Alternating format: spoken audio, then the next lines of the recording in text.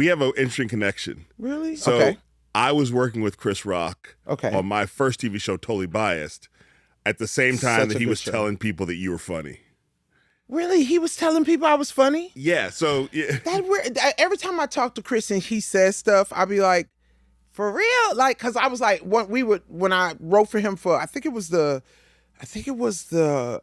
was either the Emmys or the Oscars. I think it was the Oscars, because I think I did a sketch with him too. But I was like, oh, I was saying something about Kobe. I was like, yeah, Kobe's the hot dog. Woo, woo, woo. Oh, Kobe loves you. And I was like, Kobe knows who the fuck I am? That's crazy. It's insane. It's insane. Well, I have that same feeling when I find out that people know who I am. Like, the TV people, everybody gets TV. Like, everybody watches TV and sees stuff. Everybody? Yeah. It's like celebrities also watch TV. It's so crazy. So I was on Totally Biased at the time when it became major news that Saturday Night Live didn't have any black women in the cast. And I misunderstood everything, because when they told me, I was at a gig and I was broke. Like, I was broke, and I was selling merch. It was Russell Simmons' room on Wednesday night that Tony Rock at the time was hosting. And this girl came up to me and she was doing her little thing and she was like, so did you hear what Keenan Thompson said? I ain't never met Keenan. Yeah. And I was like, what? And she was like, he said that black women can't be on SNL. And I lost it. I said, who said that? I said, the motherfucker from All That? You're not All That. Like, I went off. Yeah. And I said, I'll meet you anywhere, any place. And I'll go up and we'll see who the fuck will rock the house. I remember, because I remember the first time I met Keenan. And he was like, you went hard on me, yo. So, because it was a misrepresent, because that's not what he said. He was saying the show doesn't have black women, not exactly. That, and a lot of black women, yeah. and it's really true what he's saying. I wouldn't even just put it to black women. I would put it to people, because a lot of people that go, oh, the goal is SNL. You don't understand what it takes to really be on that show. I didn't understand. So I went up that night and I ripped so hard. And I remember at the end of the set, I said, so there's no funny black women? And I dropped the mic and the place was like, and I think maybe 2 weeks from that, because Chris had saw me at the Comedy Store too, and I was doing the slave joke that I had been doing for several years everywhere, and no one had a problem with it until I fucking did it for everybody. That's the first time I think I wrote about that on my website. And it was so weird. So he saw me do that joke, and they said he wrote me down in the people to watch.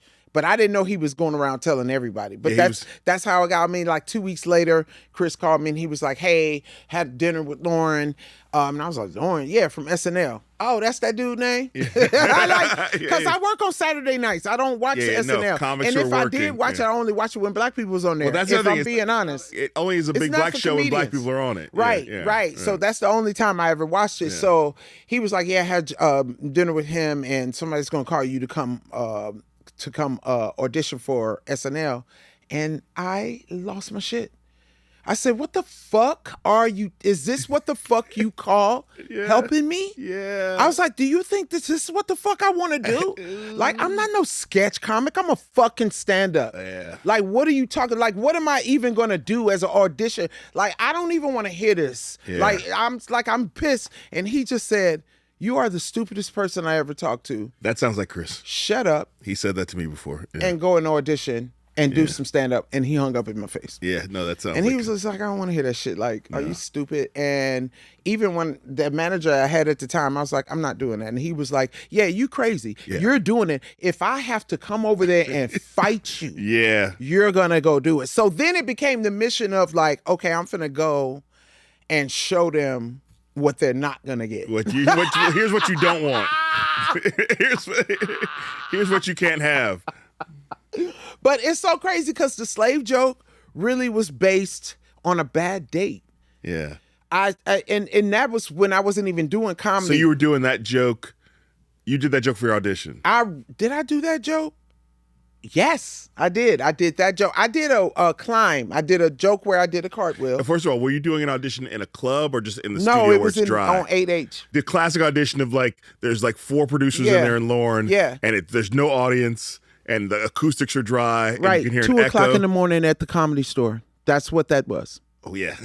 So you've when done I that walked before. in, I was like, yeah, business as usual. Yeah. And I did my set. So I did a climb. I did this joke that I wanted to be Nadia Comaneci. So I do this whole cartwheel so they could see I go physical. Okay. Then I did like some smart shit. I think I did the texting joke. I did the texting joke, which is really smart. And then I ended with the slave joke. And then I was like, Leslie Jones, peace. And then I walked off. But what people don't understand about that slave joke was I wrote that in 99. I don't think I was even doing comedy. So you don't have to tell just remind That's people. why I'm good. Yeah, Okay. yeah. I'm like, it was a bad date.